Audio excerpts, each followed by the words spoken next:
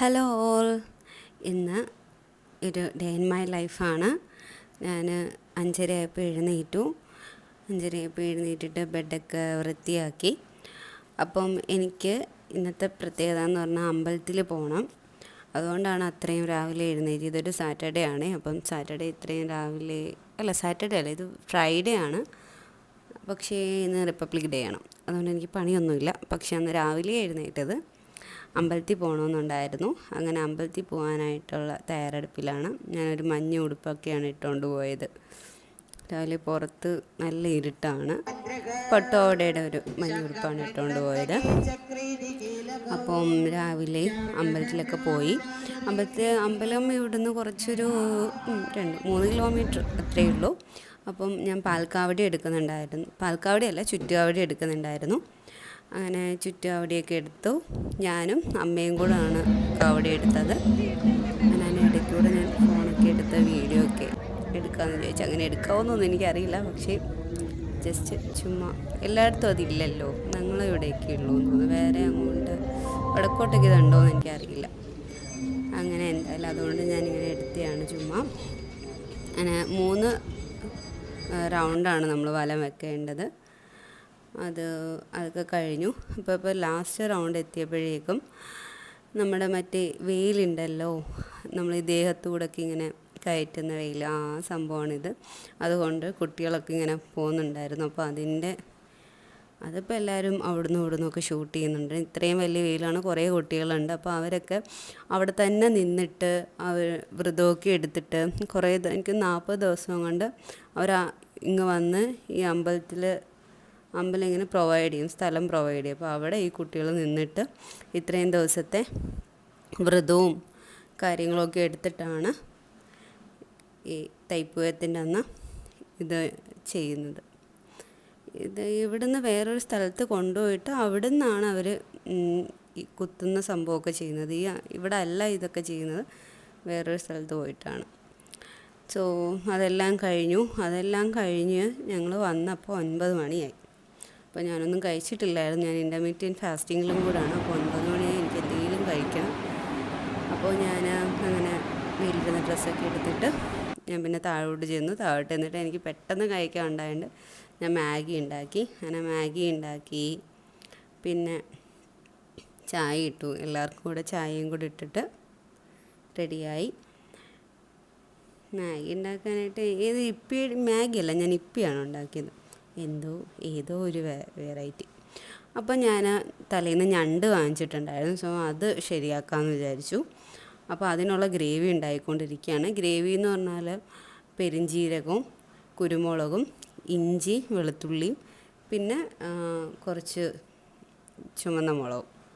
അപ്പോൾ അതെല്ലാം കൂടെ മിക്സിക്കകത്തിട്ട് നല്ല പേസ്റ്റ് ആക്കിയിട്ട് പിന്നെ കടുക് വറുത്തു. അതിനകത്തോട്ട് നമ്മുടെ വീട്ടിൽ തന്നെ വളർന്നതാണ് കറിവേപ്പിലയാണ്. അതും പിന്നെ ഈ പേസ്റ്റും കൂടി ഇട്ടിട്ട് നന്നായിട്ട് മിക്സ് ചെയ്തു. അതിൽ ആ വെള്ളമൊക്കെ വറ്റുന്ന വരെയും നന്നായിട്ട് മിക്സ് ചെയ്തു.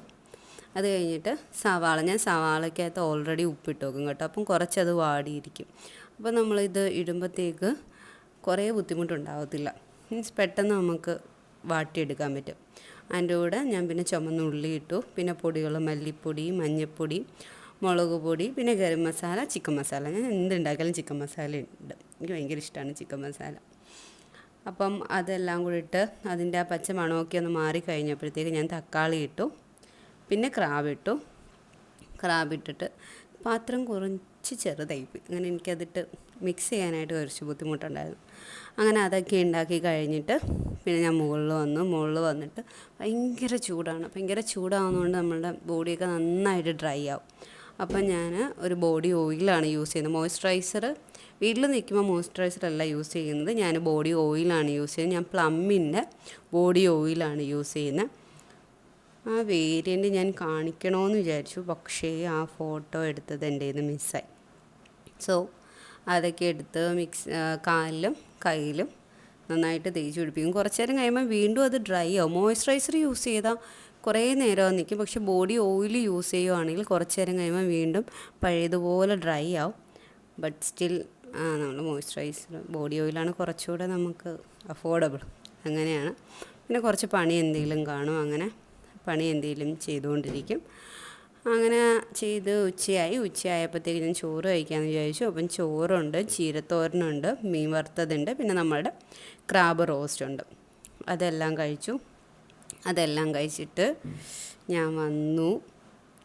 അതിന് ശേഷം ചെറുതായി കുറച്ച് നേരം ഒന്ന് ഉറങ്ങിയെന്ന് തോന്നുന്നു. ഉറങ്ങിയതിന് ശേഷം വീണ്ടും എഴുന്നേറ്റ് കുറച്ച് നേരം പണിയുണ്ടായിരുന്നു. വീണ്ടും ആ പണിയൊക്കെ ഇങ്ങനെ ചെയ്തുകൊണ്ടിരിക്കുമായിരുന്നു.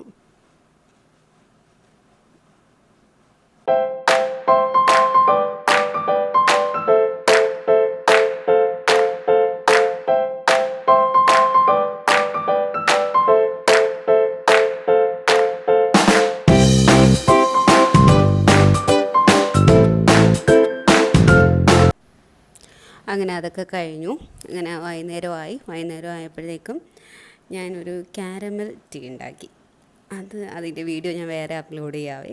അതെനിക്ക് ടേസ്റ്റ് ഉണ്ടാവും ഇല്ലയോ എന്ന് ഡൗട്ട് ഉണ്ടായതുകൊണ്ട് ഞാനത് ജസ്റ്റ് വീഡിയോ മര്യാദയ്ക്ക് എടുത്തില്ല. പക്ഷേ അത് നല്ല ടേസ്റ്റായിരുന്നു, എനിക്ക് ഭയങ്കരമായിട്ട് ഇഷ്ടപ്പെട്ടു. അങ്ങനെ അതൊക്കെ കുടിച്ചു. വൈകുന്നേരം ഒരു 5 മണിയാകുമ്പോഴത്തേക്ക് ഞാനത് എല്ലാം കഴിച്ച് കഴിയും. അതായത് എൻ്റെ മീറ്റിംഗ് ആയതുകൊണ്ട് രാവിലെ 9 മണിക്ക് സ്റ്റാർട്ട് ചെയ്തിട്ട് വൈകുന്നേരം 5 മണിക്കാണ് ഞാൻ സ്റ്റോപ്പ് ചെയ്യുന്നത്. അങ്ങനെ പിന്നെ അതൊക്കെ 5 മണിയൊക്കെ ആയപ്പോഴേക്ക് പിന്നെ ചെടിക്ക് വെള്ളമൊക്കെ ഒഴിക്കാനുണ്ടായിരുന്നു. ഞാൻ പറമ്പിൽ വെള്ളമൊക്കെ ഒഴിക്കാനായിട്ട് ബക്കറ്റിൽ വെള്ളം ചുമന്നുകൊണ്ട് പോവുകയാണ്. ആ ഫോൺ വെച്ചത് എവിടെയാണെന്ന് എനിക്ക് ഒന്നും ഓർമ്മയില്ല. സൺലൈറ്റ് നന്നായിട്ട് കറക്റ്റ് ഫോണിൽ തന്നെയാണ് വീഴുന്നത്. ഓക്കെ, അങ്ങനെ അതൊക്കെ കഴിഞ്ഞ് പിന്നെ ഒരു കുളിയൊക്കെ കഴിഞ്ഞിട്ട് വീണ്ടും ഇങ്ങനെ കുറച്ച് പണിയുണ്ടായിരുന്നു, അതൊക്കെ ചെയ്തുകൊണ്ടിരുന്നു. അപ്പോൾ ആ ദിവസം നല്ല ഫുൾ മൂണായിരുന്നു. അങ്ങനെ അതിൻ്റെ വീഡിയോ ഞാൻ ഇട്ടതാണ്. അതിൻ്റെ ചുറ്റിനുള്ള റിങ്ങും ഒക്കെ കാണാൻ, ചെറുതായിട്ട് ആ റിങ്ങൊക്കെ ഒന്ന് കാണാൻ പറ്റുമായിരുന്നു. അത് കഴിഞ്ഞിട്ട് പിന്നെ ഞാൻ എക്സസൈസ് ചെയ്തു. ഞാൻ വെട്ടമിടാണ്ടാണ് കേട്ടോ എക്സസൈസ് ചെയ്യുന്നത്, മുകളിൽ ബാൽക്കണിയിൽ. അപ്പോൾ എനിക്ക് അതുകൊണ്ട് അത് കറക്റ്റായിട്ട് കിട്ടിയില്ല. വാച്ചിൻ്റെ വെട്ടം മാത്രമേ കാണുന്നുള്ളൂ. അങ്ങനെ ഒരു 30 മിനിറ്റ് എക്സസൈസ് ഞാൻ ചെയ്യും. അപ്പോൾ എക്സസൈസൊക്കെ ചെയ്ത് കഴിഞ്ഞിട്ട് നന്നായിട്ട് വിയർക്കും. പക്ഷേ ഈ ഒരു എക്സസൈസ് നമ്മൾ കുറച്ച് ദിവസം അടുപ്പിച്ച് ചെയ്താൽ അത്രയും വിയർപ്പുണ്ടാവില്ല. പക്ഷേ ഇടയ്ക്കിടയ്ക്ക് എയറോബിക്സ് ആണല്ലോ. അങ്ങനെ അതൊക്കെ കഴിഞ്ഞു, ഞാൻ കുളിച്ചു, കിടന്നുറങ്ങി. ബായ്.